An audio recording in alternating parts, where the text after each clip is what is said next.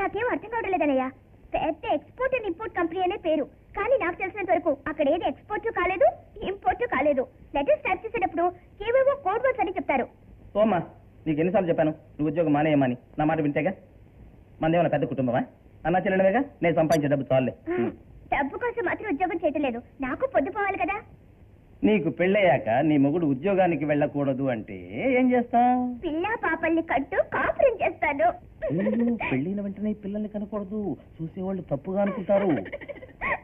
మర్చిపోయాను, నీకు వరుణ్ చూశాను. గొప్పగా దొరబాబులా ఉంటాడు, బ్యాంక్ లో పనిచేస్తున్నాడు, స్కూటర్ లో వస్తాడు. కానీ వరకట్నం కొంచెం ఎక్కువ అడుగుతున్నాడు, 50,000 రూపాయలు. పర్వాలేదులే. వరకట్నం ఇచ్చి పెళ్లి జరిపించడం చాలా అవమానం అన్నయ్య. ఏదో పశువుల్ని కొనాలంటే డబ్బులిచ్చి మరీ కొట్టారు. ఈ దేశంలో పశువుల కంటే ఆడపిల్లలు చీపైపోయారు. ఏమిటేమిటి? పిల్లని ఇచ్చి డబ్బు కూడా ఇవ్వాలి. అదంతా నాకు తెలియదమ్మా. నేను ఎన్నో సంవత్సరాలుగా నీ కోసం డబ్బు దాచిపెట్టాను. ఎందుకు? నీకు మంచి సంబంధం చూద్దామని. కానీ కొంచెం డబ్బు తక్కువగా ఉంది. పర్వాలేదు, నేను అడిగితే ఎవరైనా అప్పిస్తారు, సర్దుకుంటాలే. అప్పులు గిప్పులు చేసి నువ్వే నాకు పెళ్లి చేయక్కర్లేదు. నువ్వు ఎప్పుడు నా మాట వినవగలగా? మంచి అన్నయ్య కదా, భోంచే. నా మాట వినాలి. సరే సరే, నేను చెప్పిన వాడినే చేసుకోవాలి. సరే, వద్దని చెప్పకూడదు. లేదు, అప్పడం కావాలి.